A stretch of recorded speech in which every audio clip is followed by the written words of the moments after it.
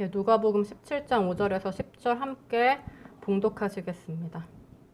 사도들이 주께 여짜오되 우리에게 믿음을 더하소서 하니 주께서 이르시되 너희에게 겨자씨 한 알만한 믿음이 있었더라면 이 뽕나무더러 뿌리가 뽑혀 바다에 심기어라 하였을 것이요 그것이 너희에게 순종하였으리라.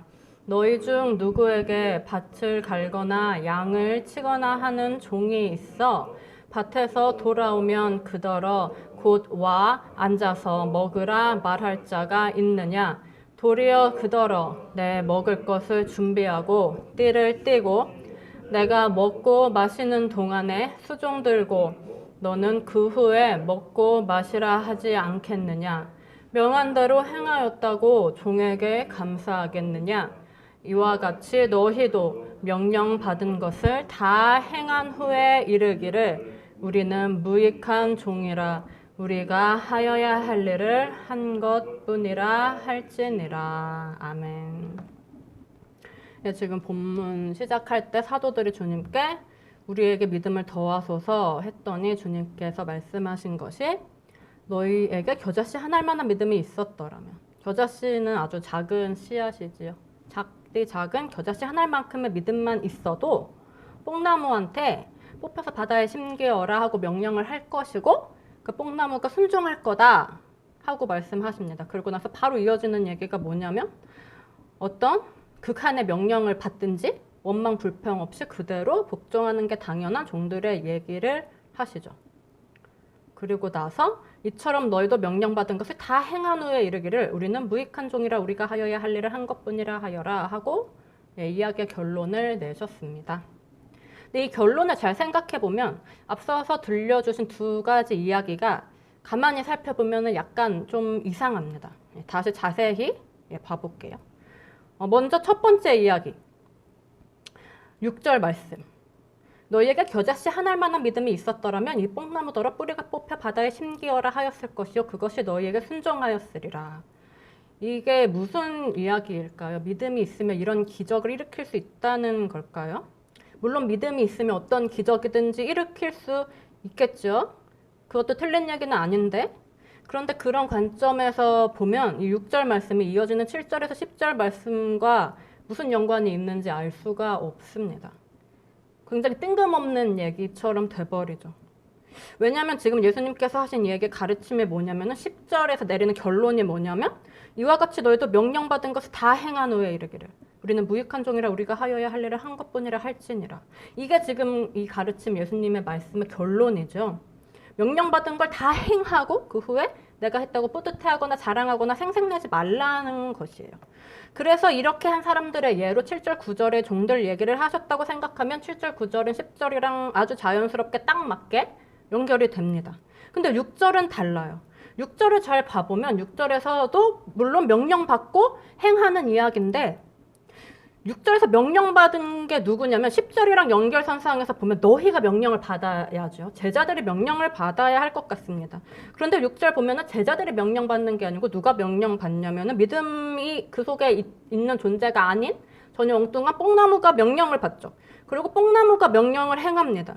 그러면 10절 기준으로 보면은 예수님이 차라리 제자들한테 이렇게 말씀하셔야 앞뒤가 맞을 것 같아요. 너희에게 겨자씨 한 알만한 믿음이 있었더라면 너희더러 바다에 심겨라 명령을 하였어도 그 명령에 너희가 순종하였으리라. 이렇게 말씀하시면 오히려 맞을 것 같은데 그게 아니라 오히려 제자들이 명령을 하고 순종하는 것은 뽕나무입니다. 그래서 6절하고 10절이 잘 연결이 안 돼요. 그래서 6절 말씀이 무슨 뜻인지 우리가 잘 알 수가 없어지죠. 그러면 6절 말씀 대체 무슨 뜻일까요? 6절의 이 말씀이 7절에서 9절의 종들의 이야기와 10절이 말씀하는 이 결론하고 도대체 어떻게 연결이 되는 걸까요? 이걸 이해하려면 6절 말씀을 우리가 약간 다른 관점에서 들여다봐야 합니다. 도대체 왜 예수님이 뽕나무가 뽑혀져서 바다에 심겨지는 얘기를 하셨을까? 많은 기적이 있는데 왜 하필 이런 기적을 예로 드셨을까? 이 하필 뽕나무가 등장하는 건 이 뽕나무더러 하고 말씀하신 걸로 봐서 이때 예수님 옆에 뽕나무가 있었던 것 같아요. 그냥 옆에 있던 게 뽕나무라서 특별한 의미 없이 그냥 가까이에 있는 뽕나무를 보시면서 예를 드신 것 같습니다. 그럼 중요한 건 뭘까요? 뽕나무가 아니고 그 뒤에 있는 명령의 내용이죠. 무엇입니까? 뿌리가 뽑혀 바다에 심기어라. 이게 바로 우리가 주목해야 할 부분이에요. 믿음이 있으면 설사 그 믿음이 겨자씨 하나처럼 아주 작다고 할지라도 멀쩡히 있던 뽕나무한테 명령을 하게 되는데 그 명령이 뭐냐 하는 게 이제 우리가 주목해야 하는 핵심이죠. 근데 사실 명령의 대상은 굳이 뽕나무가 아니어도 상관은 없는 거죠.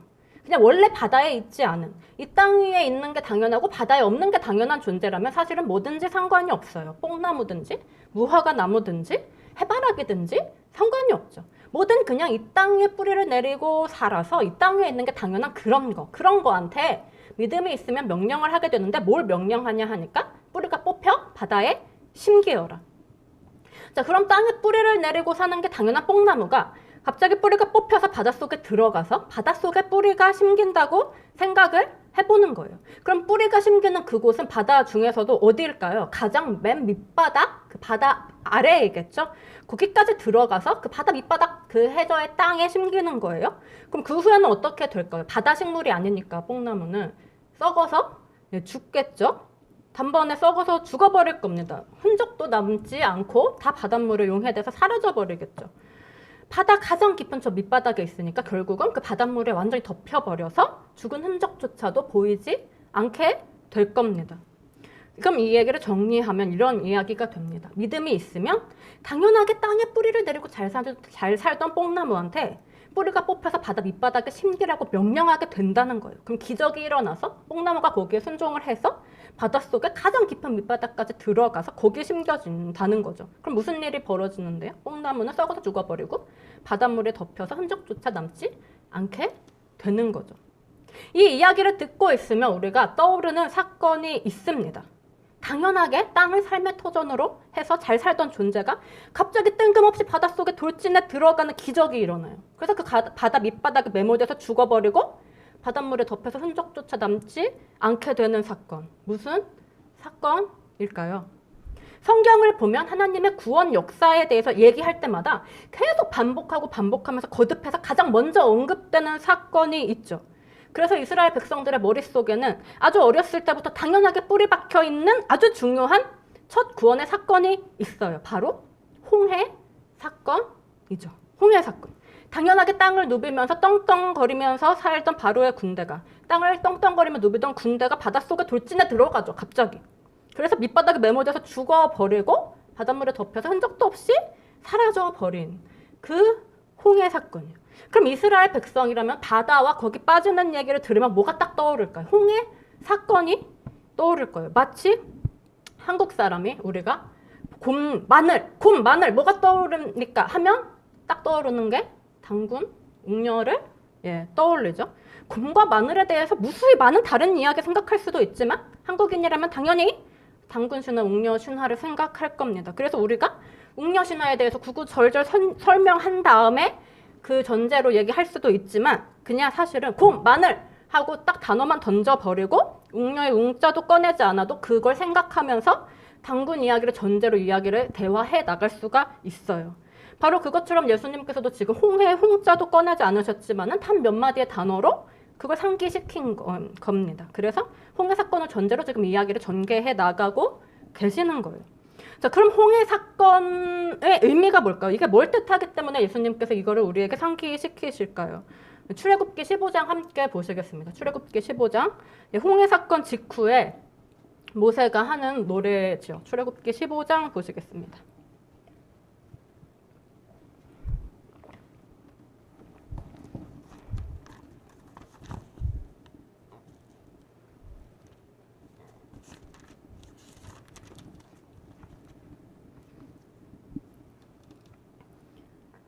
출애굽기 15장 1절 함께 읽으시겠습니다. 이때에 모세와 이스라엘 자손이 이 노래로 여호와께 노래하니 일렀으되 내가 여호와를 찬송하리니 그는 높고 영화로우시며 말과 그 탄 자를 바다에 던지셨음이로다. 아멘. 자, 이때는 지금 14장에 그 홍해 사건이 일어났 그때에 이제 노래를 했다 이거죠. 그런데 그 마지막에 어떻게 끝나냐면 말과 그 탄 자를 바다에 던지셨다 해요. 그러면 또 4절 함께 봉독하시겠습니다. 4절. 그가 바로의 병거와 그의 군대를 바다에 던지시니 최고의 지휘관들이 홍해에 잠겼고. 자, 홍해 사건. 지금 계속 반복해서 바다에 던져진 게 뭐냐면 말과 그탄자, 또 4절에 바로의 병거와 그의 군대라고 이야기를 합니다. 바다에 던져진 거는 바로의 군대라는 거예요. 이거를 기억하면서 계속 보실게요. 5절 함께 봉독하실게요. 5절. 깊은 물이 그들을 덮으니 그들이 돌처럼 깊음 속에 가라앉았도다. 예, 10절 함께 보실게요. 10절이요. 주께서 바람을 일으키시되 바다가 그들을 덮으니 그들이 거센 물에 납같이 잠겼나이다. 지금 5절이랑 10절이 반복해서 깊은 물이 덮었다, 바다가 덮었다 하고 말해요. 뭘 덮었냐 하니까 바로의 군대를 바다가 덮어버린 거죠. 다 보면 좋은데 다 볼 시간이 없으니까 몇 구절만 봤습니다. 지금 이 두 가지 표현이 성경에서 굉장히 중요해요. 어떤 표현이냐면 첫째는 바로의 군대가 바다에 던져졌다. 둘째는 바다가 바로의 군대를 덮어버렸다. 그래서 바로의 군대가 바다에 던져지고 바다에 덮였다. 이 표현이 성경에 끊임없이 계속해서 나옵니다. 우리가 기억해 두면 좋은 중요한 표현이에요. 왜냐하면은 일단 가장 직관적으로 우리가 알 수 있는 게 이 사건에 대해서 말하는 게 미가서 7장입니다. 미가서 7장 함께 보실게요. 미가서 7장을 보면 이 홍해 사건, 바로의 군대가 바다에 던져지고 이런 사건에 대해서 미가 선지자가 어떻게 해석을 하냐면 미가서 7장 15절 함께 보시겠습니다.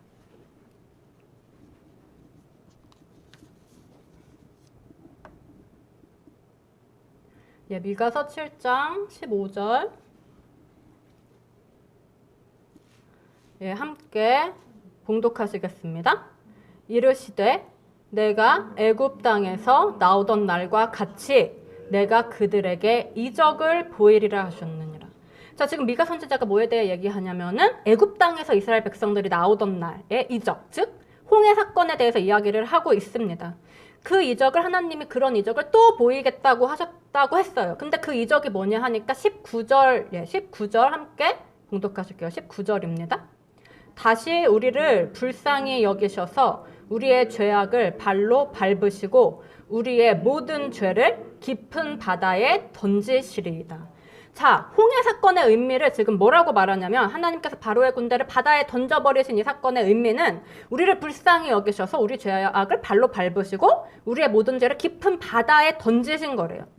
방금 출애굽기 본문에서 깊은 바다에 던져진 거는 바로의 군대다 하고 말을 했는데 지금 미가 선지자가 그걸 통해서 뭐라고 말하냐면 이거는 바로 그 사건은 우리의 모든 죄가 깊은 바다에 던져진 걸 의미한다고 가르쳐주고 있는 거죠. 그럼 미가 선지자는 지금 홍해 사건을 어떻게 보고 있는 거냐면 하나님께서 바로의 군대를 바다에 던지사 이스라엘 백성을 구원하신 그 사건을 우리의 모든 죄를 바다에 던지사 우리를 구원하시는 그 구원의 상징이다. 이렇게 미가 선지자가 보고 있는 거예요. 그러면은 하나님께서 홍해 사건을 왜 일으키셨는가? 물론 당시에 이스라엘 백성들을 구원하려고 일으키셨지만은 그 사건 속에 있는 더 깊은 뜻은 뭐냐면 하나님께서 마치 바로의 군대를 바다에 싹 던져셔서 쓸어버리셨듯이 그렇게 우리의 죄를 싹 쓸어버리시겠다. 바로의 군대가 바다에 수몰되는 기적처럼 우리의 죄가 싹 수몰되는 그런 기적을 일으키시겠다 하고 우리의 죄가 얼마나 기적적으로 어떻게 싹 쓸려가 버릴 건지를 보여주기 위해서 이 기적을 일으키셨다는 거죠. 그러면 바로의 군대가 바다에 던져진 사건은 곧 우리의 모든 죄가 바다에 던져질 것을 의미하는 거죠. 그런데 또 계시록을 보면은 이런 말씀이 있습니다. 우리 계시록 17장 함께 보실게요. 계시록 17장 1절에서 5절 함께 보시겠습니다.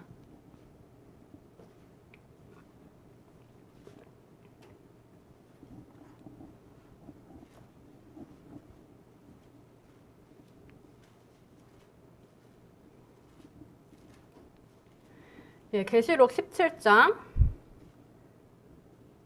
1절에서 5절 말씀 함께 봉독하시겠습니다. 또 7 대접을 가진 7 천사 중 하나가 와서 내게 말하여 이르되 이리로 오라. 많은 물 위에 앉은 큰 음녀가 받을 심판을 내게 보이리라.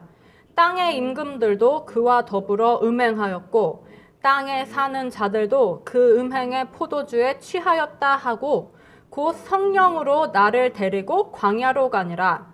내가 보니 여자가 붉은빛 짐승을 탔는데 그 짐승의 몸에 하나님을 모독하는 이름들이 가득하고 7머리와 10뿔이 있으며 그 여자는 자줏빛과 붉은빛 옷을 입고 금과 보석과 진주로 꾸미고 손에 금잔을 가졌는데 가증한 물건과 그의 음행에 더러운 것들이 가득하더라.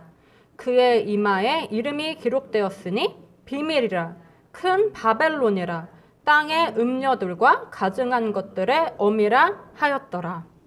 자, 지금 사도 요한이 뭘 보고 있냐 하니까 1절에서 천사가 큰 음녀가 받을 심판을 내게 보이리라 하면서 3절에 광야로 데려가서 한 여자를 보여줘요. 그럼 이 여자는 누구일까요? 큰 음녀겠죠. 사도 요한이 지금 큰 음녀를 보고 있습니다. 근데 음녀가 무엇입니까? 음녀. 호세아서를 보면 하나님께서 호세아한테 명령하시기를 너는 음녀를 아내로 받고 음녀를 사랑해라 하고 명령하시죠. 그러면서 그 의미를 뭐라고 말씀하시냐면 하나님께서 아내로 맞으신 하나님의 백성이 바로 이 음녀와 같다. 하나님을 믿는 우리가 바로 이 음녀와 같다는 거예요. 그런데 하나님께서는 그 음녀 같은 아내를, 음녀 같은 백성을 사랑하신다는 거죠. 그래서 그 하나님과 우리의 관계에 대한 그 비유적인 행동으로서 호세아 선지자한테 음녀를 아내로 받고 음녀를 사랑하라고 하세요. 왜 우리가 음녀와 같을까요? 우리가 하나님 앞에서 저지른 음란한 짓이 뭘까요? 호세아서에 등장하는 음녀는 어떤 여자냐면 분명히 남편이 있는데 그 남편 하나만을 사랑하지 못하고 자꾸 다른 외간 남자를 사랑합니다. 그래서 부정을 저지르는 여인이에요. 그럼 우리가 음녀라는 건 뭘 의미하냐면 분명히 남편인 하나님이 계시는데 그 하나님만 사랑하지 못하고 자꾸 다른 세상 것들을 사랑하는 거죠. 그래서 하나님 앞에서 부정을 저지르는 우리의 모습을 지적하는 겁니다. 하나님을 사랑한다고 하지만 돈도 사랑하고 하나님을 사랑한다고 하지만 내 욕망을 채우는 삶도 사랑하고 하나님을 사랑한다고 하지만 내 인생 내 마음대로 살고 싶어 하면서 세상도 사랑하면서 그렇게 살고 있는 우리의 모습이 음녀에 비유돼요. 그래서 하나님의 거룩한 신부여야 되는데 도리어 세상의 신부, 마귀의 신부가 돼서 정결하고 거룩한 새 사람, 그 새 신부로 살지 못하고 온갖 죄악 중에 옛사람으로 살아가는 나를, 이 나의 옛사람을 성경은 음녀라고 말을 하고 있는 거죠. 그럼 지금 계시록 17장의 큰 음녀는 뭘 뜻할까요? 내 옛사람을 뜻합니다. 그러면 지금 계시록 17장에 나오는 큰 음녀에 대한 묘사는 다 내 옛사람에 대한 묘사예요. 예를 들어서 3절에 내가 보니 여자가 붉은빛 짐승을 탔는데 그 짐승의 몸에 하나님을 모독하는 이름들이 가득하고 7머리와 10뿔이 있다고 합니다. 이것은 뭘 묘사하면서 상징하고 있는 거냐면은 몸에 하나님을 모독하는 이름들이 가득하다는 게 뭐냐면 입으로는 우리가 하나님이 나의 왕이고 나의 주인이시라고 고백하지만 실제 삶은 하나님이 아닌 옛사람에게 지배를 당해요. 그래서 하나님의 뜻이 아닌 내 뜻대로 가득한 삶을 살아요. 그럼 그게 뭐냐? 입에는 찬양이 가득하지만 몸에는 행동에는 하나님에 대한 모독이 가득한 거죠. 또 이어지는 묘사가 짐승이 머리가 7이고 뿔이 10개래요. 이거 무슨 뜻일까요? 성도의 머리는 누구입니까? 바울이 오직 그리스도만 머리라고 하시죠. 그럼 성도는 오직 그리스도라는 하나의 머리만 가져야 해요. 근데 지금 머리가 몇 개냐면 7개예요. 7은 만수를 의미하죠. 머리가 7개라는 건 머리가 셀 수도 없이 많다는 뜻이에요. 오직 그리스도만 머리가 되셔서 내 삶을 하나의 길로 이끌어 가셔야 되는데 한 마음으로 이끌어 가셔야 되는데 그리스도 말고도 내 삶을 이끌어가는 머리가 너무 많은 거예요. 그래서 내 마음에 너무 많이 나누어져 있는 거예요. 주님의 뜻도 중요하지만은 다른 내 뜻들도 중요하고 내가 하고 싶은 수많은 것들과 누리고 싶은 수많은 것들도 너무너무 중요한 거죠. 그렇게 나를 이끌어가는 수없이 많은 욕구와 수없이 많은 기준들, 이게 바로 머리가 7개라는 그런 상징이죠.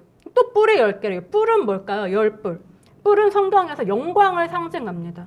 시간이 많지 않아서 일일이 구절들을 볼 수는 없는데 성경에서 뿔은 관용적으로 영광을 비유하는 의미로 계속해서 수천 년 동안 사용되어 왔어요. 그럼 지금 이 짐승이 뿔이 10개나 있다는 건 뭐냐면 앞서 나온 7머리가 원하는 것들, 7머리가 누리고 싶어하는 것들, 그 모든 욕구를 배부르게 채워서 스스로를 영광스럽게 하고 있는 상태예요.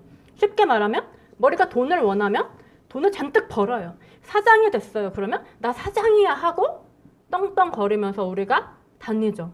어깨 펴고 배 내밀고 다닙니다. 이게 바로 스스로를 영광스럽게 하는 거죠. 이게 본문이 말하는 뿔입니다. 자기가 원하는 수많은 욕구를 원하는 만큼 원하는 대로 다 채워서 스스로를 영광스럽게 한 상태. 이게 바로 7머리와 10뿔이에요. 열도 만수니까 뿔이 10개라는 거는 이런 온갖 교만과 자고로 가득한 완벽한 자기 영광의 상태를 묘사하는 거죠. 그 아래 나오는 묘사도 다 마찬가지입니다. 시간이 없어서 다 볼 수는 없는데 다 내 옛사람의 모습을 이렇게 상징적으로 은유적으로 보여주고 있어요. 그러면 이렇게 큰 음녀가 내 옛사람을 상징한다면 이 큰 음녀의 이름은 곧 뭐의 이름일까요? 내 옛사람의 이름입니다. 그럼 옛사람의 이름이 뭐냐고 하니까 5절 보면 큰 음녀의 이름이 3가지가 등장합니다. 5절. 그의 이마에 이름이 기록되었으니 내 옛사람의 이름이 뭐냐? 첫 번째는 비밀이라, 비밀입니다. 두 번째는 큰 바벨론이라, 큰 바벨론. 세 번째는 땅의 음녀들과 가증한 것들의 어미라 하였습니다. 우리가 이 세 이름을 잠깐 기억을 할게요. 내 옛사람의 이름은 첫째는 비밀이고, 둘째는 큰 바벨론이고, 셋째는 땅의 음녀들과 가증한 것들의 어미다. 자, 그리고 나서 계시록 다음 장으로 넘어가서 18장 21절을 보도록 하겠습니다. 18장 21절 함께 봉독하시겠습니다. 이에 한 힘센 천사가 큰 맷돌 같은 돌을 들어 바다에 던져 이르되 큰 성 바벨론이 이같이 비참하게 던져져 결코 다시 보이지 아니하리로다. 자, 무슨 얘기가 나오냐면 큰 성 바벨론이 바다에 던져질 거에 대한 얘기가 나옵니다. 여기 나오는 큰 성 바벨론 누구의 이름이었습니까? 17장 5절에 의하면 큰 음녀의 이름이죠. 내 옛사람의 이름이에요. 이 큰 성 바벨론이 어떻게 되냐 하니까 바다에 던져진대요. 지금 또 똑같은 얘기를 하고 있습니다. 출애굽기와 미가서와 마태복음과 계시록까지 바다에 던져지는 얘기를 계속해요. 이전에 출애굽기에서 바로의 군대를 바다에 던지셨듯이 미가서에서 우리 죄를 그렇게 바다에 던지시겠다 이렇게 말씀하신 하나님께서 지금 계시록에서 다시 또 큰 성 바벨론의 비유로 우리 죄를, 우리 옛사람을 바다에 던져버리겠다고 반복해서 말씀하시는 거예요. 근데 그냥 던져지는 게 아니라 던져진 후에는 어떻게 되냐 하니까 결코 다시 보이지 아니하리로다. 왜 안 보일까요? 다 어떻게 됐기 때문일까요? 아까 출애굽기 본문에서 우리가 기억해야 하는 중요한 2가지 표현이 무엇이었습니까? 첫 번째는 바로의 군대가 바다에 던져졌다는 표현이었고, 두 번째는 바다가 바로의 군대를 덮어버렸다는 표현이었죠. 그럼 지금 바다에 던져진 큰 성 바벨론이 왜 다시는 보이지 않냐면 바다에 덮여버렸기 때문이죠. 그래서 이걸 유월절 사건에서 어떻게 합니까? 유월절 어린 양의 피에 덮인 자는 죽음이 넘어가리라. 지금 무슨 뜻이냐면 하나님께서 내 옛사람을 어떻게 하겠다고 계속 말씀하시는 거냐면 바로의 군대가 바다에 던져져서 싹 다 뒤덮여서 다 몰살되고 보이지도 않은 것처럼 우리 옛사람도 그렇게 만들겠다고 하시는 거죠. 그게 바로 홍해 사건의 의미인 거예요. 이 하나님의 약속, 하나님께서 이루실 온전한 구원, 이거를 비유적으로 먼저 보여준 사건이 바로 홍해 사건이었던 거죠. 그러면 다시 오늘 본문으로 돌아가 보겠습니다. 오늘 본문 누가복음 17장 6절. 믿음의 겨자씨만큼이라도 있으면 뽕나무더러 뿌리가 뽑혀 바다에 심기어라 하였을 것이요 그것이 너희에게 순종하였으리라. 이 예수님의 말씀은 무슨 뜻일까요? 뽕나무, 땅에 뿌리를 내리고 사는 게 당연한 존재, 땅에 있는 게 당연한 존재죠. 마치 뭐와 비슷하냐면 내 안에 뿌리를 내리고 사는 게 당연한, 내 속에 존재하는 게 당연한 내 죄, 내 옛사람, 똑같은 표현입니다. 이것에게 믿음의 겨자씨 한 알만큼이라도 있으면 뭐라고 명령하는가 하니까 뿌리가 뽑혀 바다에 심겨라. 즉 내 마음속에서 뿌리가 완전히 뽑혀버려서 바로의 군대가 바다에 던져져서 죽었듯이 그렇게 죽어버리고 바다에 덮여 다시는 보이지 않게 되었듯이 그렇게 다시는 보이지 않게 되어라 하고 명령한다는 거예요. 그러면 그게 바로 순종을 한다는 거죠. 무슨 뜻이냐면 믿음의 겨자씨 한 알만큼이라도 있으면 내가 그 믿음으로 말미암아서 내 옛사람한테 죽어라 하고 명령을 하고 그 명령을 들은 옛사람은 대들고 반항하고 맞서 싸우고 나를 그래서 막 싸우다 이겨서 다시 지배하고 이게 아니고 바로 순종을 한다는 거예요. 명령한 그대로 죽어버려서 다시는 보이지 않게 된다는 거예요. 우리가 다시는 우리 삶 속에서 그 죄 가운데로 돌아가지 않게 된다는 것입니다. 이게 바로 지금 예수님께서 하시는 말씀이에요. 뭐만 있으면 이 승리가 있다? 믿음만. 믿음의 겨자씨 한 알만큼만이라도 있어도 이런 승리가 이루어진다고 하세요. 자, 그럼 이런 승리가 이루어지면 내가 옛사람에게 죽어라 하고 명령하자마자 옛사람이 바로 죽어버리는 승리가 일어나면 내가 지금 내 안에서 이런 승리가 일어났다는 사실을 알 수가 있지요. 예, 알 수가 있습니다. 우리 삶을 통해서 우리가 바로 알 수가 있어요. 옛사람이 죽으면 우리 삶에 변화가 나타나지 않습니까? 우리 삶에 순종이 일어나죠. 이 순종을 체험해 봤다면, 이 변화를 체험해 봤다면 그럼 우리 안에 믿음이 있는 거죠. 근데 문제는 뭐냐면, 문제는 우리가 이게 계속해서 지속되는 것이 아니고 다시 불순종하게 된다는 거예요. 다시 원래대로 돌아가게 된다는 거죠. 그럼 도대체 왜 이런 문제가 발생하는가? 자, 우리가 방금 홍해 사건을 봤는데, 홍해 사건은 내 죄, 내 옛사람을 바로의 군대에 비유하죠. 군대는 군인 한 명이 아니라 수없이 많은 군인입니다. 내 옛사람은 수없이 많다는 거예요. 바로라는 머리 밑에 온갖 장군들이 있고 그 밑에 군사들이 있는 것처럼 내 옛사람도 그런 체계로 이루어져 있다는 거예요. 마치 강력한 군대 같은 형태를 하고 있다는 거죠. 그래서 머리가 있고 그 아래 장군들 있고 그 아래 군사들, 이거 다 합쳐서 군대 이렇게 부르듯이 내 안에도 머리, 장군 다 합쳐서 옛사람 이렇게 부른다는 겁니다. 그러니까 우리 미가서에서도, 미가서 7장 19절에서도 미가 선지자가 우리의 죄를 바로의 군대에 비유하는데 그냥 우리의 죄 이렇게 하지 않고 우리의 모든 죄 하고 말을 하죠. 옛사람 한 명이 아니고 수없이 많아요. 계시록도 마찬가지예요. 17장에 옛사람을 상징하는 큰 음녀. 근데 17장 5절을 보면 이 큰 음녀가 그냥 혼자 큰 음녀가 아니고 세 번째 이름이 뭐였습니까? 세 번째 이름. 땅의 음녀들과 가증한 것들의 어미였죠. 큰 음녀 말고 다른 작은 음녀들이 있다는 거예요. 또 다른 가증한 것들이 있다는 거예요. 그런데 이것들이 어떻게 존재하는가 하니까 큰 음녀가 어미니까, 어미는 무엇입니까? 낳는 거잖아요. 계속 낳는 거죠. 큰 음녀가 끊임없이 계속 새끼를 쳐요. 큰 옛사람이 작은 옛사람을 낳고 또 작은 옛사람이 새끼 옛사람을 낳고 그렇게 하나의 옛사람이라는 큰 족속을 이루는 거예요. 마치 가나안 7 족속이 모두 아모리 족속인 것처럼. 옛사람은 이런 형태와 구조를 하고 있는 거죠. 자, 그럼 우리가 어떨까요? 옛사람이 이렇게 큰 족속을 이루고 큰 군대를 이루고 있는데 내 안에 믿음이 겨자씨 하나만큼만 있으면 내가 명령하는 대상, 그래서 순종시킬 수 있는 대상이 이 큰 족속 전체냐 아니면 그 아래에 있는 작은 새끼 하나냐? 작은 새끼 하나라는 거예요.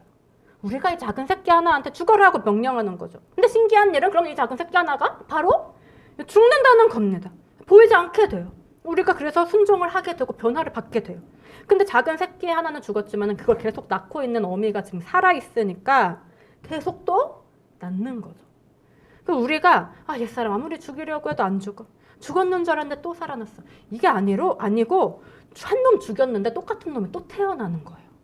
그러니까 우리가 한번 이겼던 죄 속으로 다시 돌아가는 거죠. 왜 우리가 어미는 못 죽이고 계속 새끼만 죽입니까? 왜냐면 내 안에 있는 믿음이 겨자씨 한 알처럼 작아서 그렇다는 거죠. 그럼 내 안에 있는 믿음이 겨자씨 한 알만큼이 아니라 그 겨자씨도 계속 쌓이면 굉장히 커지지 않습니까? 계속 쌓이고 쌓여서 산처럼 거대해지면 어떨까요? 그러면 옛사람의 새끼가 아닌 어미에게, 대장에게 명령을 하게 되겠죠. 내 명령이 그 애굽왕 바로와 같은 옛사람의 머리가, 큰 음녀 바벨론 같은 그 옛사람의 어미가 완전히 짓밟혀서 죽어버린다는 것입니다. 그럼 그때부터는 옛사람이 번식을 못하죠. 번식을 못해요. 다시 새끼를 못 치니까 죽으면 그대로 끝입니다. 그래서 죽이는 족족 그대로 죽여버리니까 드디어 전 족속이 완전히 전멸되는 완벽한 승리가 일어나게 돼요. 남녀노소 가리지 않고 온 족속이 다 전멸당하는 그 완벽한 진멸, 그 승리가 일어나는 거죠. 그럼 그 후에는 어떻게 살게 되느냐. 여기에 대해서 말씀하신 것이 바로 6절 뒤에 이어지는 7절에서 10절의 말씀이에요. 자, 오늘 본문 누가복음 17장 7절에서 10절 종들의 이야기죠. 종들이 밭에서 돌아왔습니다. 요즘 말로 하자면 하루 종일 힘들게 일하고 드디어 이제 퇴근하고 밤늦게 집에 온 거예요. 굉장히 힘들겠죠. 배가 고프겠죠. 근데 집에 돌아오자마자 먹고 쉬어라 하는 게 아니라 뭐가 기다리고 있냐니까 8절에 또 다른 노동이, 끊임없는 노동이 기다리고 있습니다. 생각만 해도 막 뭐가 올라오는 것 같죠. 아니면 확 다운되는 것 같죠. 힘들게 노동하고 돌아왔는데 또 더 큰 노동을 주는 이 상황의 불합리함. 그건 둘째 치더라도 체력적으로 지쳐서 죽을 것 같아요. 인간의 체력은 정해져 있지 않습니까? 생각해도 병들어서 앓다가 과로 살 것 같은 상황이에요. 근데 이 상황에 대해서 주님이 뭐라고 말씀하시냐 하니까 10절에 이와 같이 너희도 명령받은 것을 다 행한 후에 우리는 무익한 종이라 우리가 하여야 할 일을 한 것뿐이라. 우리가 도대체 어떻게 이럴 수 있을까요? 이거 사람이 할 수 있는 일이 아니죠. 아닙니다. 도대체 어떤 경험을 하고, 그래서 뭘 깨닫고, 어떤 사고방식의 기저로 깔려있고, 뭐가 어떻게 바뀌어야 이렇게 불합리하고 과로사할 것 같은 상황에서 원망과 불평은커녕 이런 겸손하고 겸비한 고백을 하게 될 수가 있을까요? 우리가 원망하고 불평하게 만드는 것이 무엇입니까? 우리가 그 상황이 불합리하다고 인식할 때, 판단할 때예요. 그럼 뭐가 우리를 그렇게 판단하게 만드냐 하면은 이 상황이 지금 어떤지 우리를 판단하게 만드는 그 기준이 우리에게 다 있어요. 그 기준, 세상의 기준과 세상의 가치관이 있죠. 기준이 있으니까 그 기준에 맞으면 좋은 일이고 안 맞으면 나쁜 일이죠. 그래서 이 모든 것을 우리가 이 기준에 따라 인식하고 판단하고 그로 인해서 불평하고 원망을 하게 됩니다. 그 기준, 나를 이렇게 만드는 그 근원에 있는 기준을 우리가 그래서 한마디로 이제 뭐라고 표현하냐면 이걸 옛사람 이렇게 표현을 하죠. 자, 그럼 지금 믿음의 겨자씨 한 알만큼이라도 있어서 뽕나무의 명령에서 바다에 수장시켜버린 사람은 곧 옛사람에게 죽어라 하고 명령해서 옛사람을 죽인 사람이잖아요. 그러면 옛사람 하나가 죽어서 사라졌다는 건 그건 뭘 의미할까요? 나를 붙잡고 있는 이 기준 하나가 없어졌다는 뜻이에요. 그러면 기준이 하나가 없어졌으니까 어떻게 될까요? 어떤 상황 속에서 선악간에 그거를 인식하거나 판단하지 않게 되는 거죠. 그러니까 판단하지 않으니까 당연히 원망도 불평도 없어져요. 그래서 뭐만 하게 되냐면 본문이 말하는 것처럼 행하기만 하게 되는 거. 그러면서 행한 후에도 뭐라고 고백하냐면 심지어 우리는 무익한 종이라. 우리가 하여야 할 일을 한 것뿐이라. 어째서 이렇게 고백할까요? 수많은 일을 행하고도 이렇게 고백하는 이유가 뭘까요? 성경에 실제로 이런 고백을 한 사람이 있지요. 우리 고린도전서 15장 10절을 함께 보시겠습니다. 고린도전서 15장 10절은 사도 바울의 고백입니다. 그토록 많은 일을 한 사도 바울이 뭐라고 고백하느냐.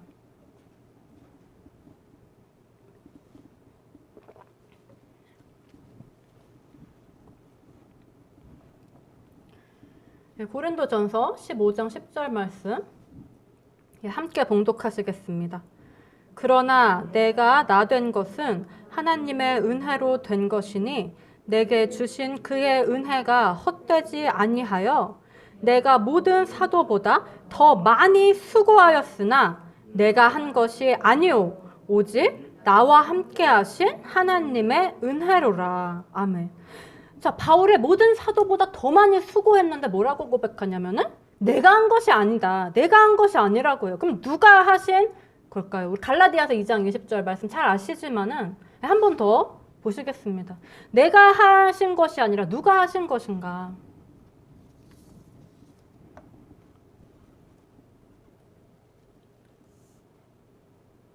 갈라디아서 2장 20절입니다. 갈라디아서 2장 20절 함께 봉독하시겠습니다.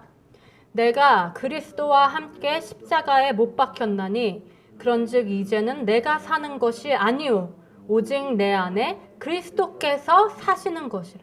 내가 한 것이 아니라 내 안에 사시는 그리스도께서 했다는 거죠. 그러니까 내가 모든 사도보다 더 많이 수고하였으나 내가 한 것이 아니오 오직 그리스도께서 하셨다 하고 말해요. 그러면서 이어지는 말씀이 무엇입니까? 우리 이어지는 말씀도 함께 읽으실게요. 이제 내가 읽으시겠습니다. 이제 내가 육체 가운데 사는 것은 나를 사랑하사 나를 위하여 자기 자신을 버리신 하나님의 아들을 믿는 믿음 안에서 사는 것이라. 자, 믿음 안에서 사는 것이라. 지금 이 삶이 내가 아닌 그리스도께서 사시는 이 삶이 바로 무슨 삶이냐고 하면은 믿음 안에서 사는 삶이다 해요. 믿음 안에서 사는 삶은 뭐냐? 내 삶을 내가 아닌 그리스도께서 사시는 삶이다 라고 지금 표현하는 거죠. 이 표현을 기억하는 상태로 그럼 내 삶을 내가 아닌 그리스도께서 사시는 삶은 어떻게 이루어집니까? 내 안에 성령 하나님이 임하셔서 성령 하나님께서 나를 주관하실 때 그래서 우리가 성령님 안에 거하고 성령님이 내 안에 거하셔서 오직 성령님 안에 살 때 내가 아닌 그리스도께서 사시는 삶이 이루어지죠. 우리가 수없이 함께 본 말씀입니다. 그러면 내 삶을 내가 아닌 그리스도께서 사시는 삶이란 곧 뭐냐면 성령님 안에 사는 삶이죠. 그러면은 앞에 거랑 이어서 보는 거예요. 믿음 안에서 사는 삶이 내가 아닌 그리스도께서 사시는 삶인데 내가 아닌 그리스도께서 사시는 삶은 성령님 안에 사는 삶이라면 믿음 안에서 사는 삶은 사실은 무엇입니까? 성령님 안에 사는 삶입니다. 그럼 결국 믿음이란 뭐예요? 믿음 안에 사는 삶이 성령님 안에 사는 삶이면 믿음은 성령님.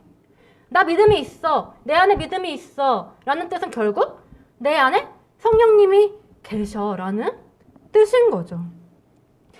성령님이 곧 믿음인 거예요. 그럼 나한테 믿음의 겨자씨 한 알만큼 있다는 건 결국 무슨 뜻이냐면 내 안에 성령님이 겨자씨 한 알만큼 임하셨다는 거죠. 오늘 본문 6절에 하는 말씀에 겨자씨 한 알만큼만 있어도 이 사람한테 죽어라 명령하면 바로 순종한다. 왜입니까? 내 안에서 나를 명령하게 하시는 분이 누구니까? 내 안에 계신 성령 하나님이시니까. 하나님께서 하시는 일이기 때문에 옛사람이 바로 죽는 기적이 일어나는 거죠. 그런데 오늘 본문의 주제가 뭐냐 하니까 그 시작이 뭐였냐 하니까 제자들이 주님께 뭐라고 구하는 걸로 본문이 시작을 합니까? 예, 믿음을 더하소서. 이 요청은 결국은 뭘 더해달라는 뜻입니까? 주님께서 우리에게 어떻게 믿음을 더해 주십니까? 믿음은 성령 하나님이니까 우리 안에 성령 하나님을 더욱 임하게 해주심으로써 우리한테 믿음을 더해 주시는 거죠. 그럼 내 안에 성령 하나님이 더욱 더해지면 어떤 일이 발생할까요? 내 안에 성령님이 겨자씨 한 알만큼만 계셔도 이 사람한테 죽어라 명령하면 승리가 일어나는데 성령님이 계속 더하여 지셔서 완전히 성령 충만이 이루어지면 그럼 그때는 이제 새끼가 아닌 어미에게 명령하는 거죠. 대장에게 명령하는 겁니다. 애구방 바로 같은 큰 음녀 바벨론 같은 옛사람의 머리가 드디어 멸망을 당하는 거죠. 그러면 대장을 잃은 군대가 힘이 없듯이 머리를 잃은 몸이 더 이상 살 수 없듯이 그 뒤에 남은 건 우리가 잔당을 소탕하는 것만 남았어요. 그럼 남은 잔당까지 다 소탕하고 나면 결국은 옛사람이 완전히 없어져서 전혀 보이지 않게 되니 나를 사로잡았던 모든 세상의 기준과 모든 가치관 그 모든 것의 집합체인 옛사람의 족속이 다 없어져 버렸으니 오직 뭐에 사로잡히는 상태가 되냐면 성령 하나님께 사로잡히는 상태가 되죠. 성령 하나님의 기준과 그 가치관 그 성령 하나님이 충만하게 나를 완전히 지배하는 상태가 돼요. 그러면 그때부터 뭐가 가능해지냐면 내 앞에 어떤 상황이 펼쳐져도 그 상황을 초월할 수 있는 그런 단계로 내가 나아가게 된다는 거예요. 왜냐하면 아무 기준이 없으니까 아무 판단도 없고 아무 원망도 불평도 불가능한 것도 없는 거죠. 어떤 명령을 받든 얼마나 많은 명령을 받든 우리가 모든 상황을 초월해서 원망과 불평을 뛰어넘는다는 거예요. 그럼 나를 이렇게 사로잡으신 그 성령 하나님은 무엇이든지 능히 행하실 수 있는 전능하신 하나님이시고 지치지도 않고 쉬지도 않으시는 능력의 하나님이시기 때문에 그 명령받은 모든 거를 남김없이 전부 다 행하신다는 거죠. 내가 아니라 하나님이 하신다는 거예요. 자, 그럼 지금 본문은 결국 나에게 믿음이 있으면 명령받은 것을 다 행하게 된다는 말씀을 하고 있는데 결국은 무슨 얘기입니까? 결국은 나한테 명령하시는 분도 하나님이고 그 명령을 행하시는 분도 내 안에 계신 성령 하나님이라는 거예요. 명령하시는 분도 하나님, 행하시는 분도 하나님. 이게 바로 성경이 말하는 순종이라는 겁니다. 순종, 우리가 하나님의 뜻대로 뭘 한다고 할 때, 순종한다고 할 때 우리가 그분의 뜻을 연구해서 뭘 스스로 하려 하고 그래서 그 일을 해내는 것이 순종이 아니고 내 안에 성령님께서 임하셔서 성령님께서 행하시는 것. 그래서 하나님이 명령하시고 하나님이 행하시는 것 이것이 바로 성경이 말하는 순종이다. 그러니까 모든 순종을 다한 후에 어떤 고백이 나오냐면은 우리 조금 전에 봤던 고린도전서 15장 10절 바울의 고백과 같이 내가 모든 사도보다 더 많이 수고하였으나 내가 한 것이 아니요 오직 나와 함께 하신 하나님의 은혜로라. 근데 그 앞에 하는 말이 뭐냐면 그러나 내가 나 된 것은 하나님의 은혜로 된 것이니죠. 내가 이렇게 된 거 하나님의 성령님이 내 안에 임하셔서 성령님으로 말미암아서 내가 이렇게 만들어진 거 이것이 바로 나다. 그러니까 결국은 하나님이 명령하시고 하나님이 나를 만드시고 하나님이 행하시는 모든 하나님의 은혜 속에 있다는 거죠. 그럼 우리가 모든 일을 한 후에 예수님의 말씀처럼 우리는 무익한 종이라 우리가 하여야 할 일을 한 것뿐이라 하고 고백할 수 있다는 것입니다. 이 시작이 무엇입니까? 이 가르침, 사도들의 어떤 간구로 시작되었습니까? 주여, 우리에게 믿음을 더하소서. 우리에게 성령님을 더해 주소서. 성령님 언제 우리에게 임하십니까? 우리가 말씀을 듣고 회개할 때, 하나님을 간절히 구할 때, 우리 자신을 낱낱이 자백하면서 아무것도 치장하지 않고 가리려고 하지 않고 하나님 앞에 정말 갓난아기처럼 엎드려서 그분께 자백하며 그분을 구할 때 우리에게 임하십니다. 이 간구, 주여 우리에게 믿음을 더하소서, 주여 우리에게 성령님을 더하소서, 이 간구가 바로 우리의 간구가 돼서 오늘도 우리 안에 겨자씨 하나 할 만한 그 성령님 위에 겨자씨 하나 할 만한 성령님을 더하여 받는 복된 날이 되기를 바랍니다. 그래서 오늘도 이 성령 하나님의 승리와 성령 하나님이 행하시는 내 삶을 바라보면서 즐거워할 뿐 아니라 이 하나님이 쌓이고 쌓여서 마침내 성령 충만에 이르면 정말 완전히 모든 걸 다 행하게 되는, 그래서 마지막 날 주님께 착하고 충성된 종이라는 칭찬을 받는 우리가 되기를 정말 간절히 바랍니다.